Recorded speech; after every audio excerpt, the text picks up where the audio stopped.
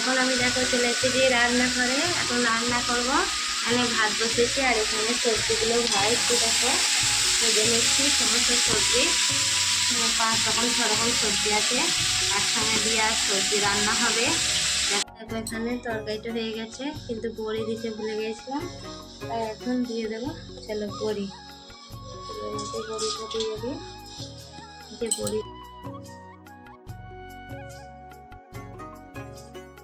আজকে কি রান্না করেছি সেটাই দেখাই তোমাদেরকে। এই যে এই সবজিটা করেছি তোমাদেরকে দেখালাম।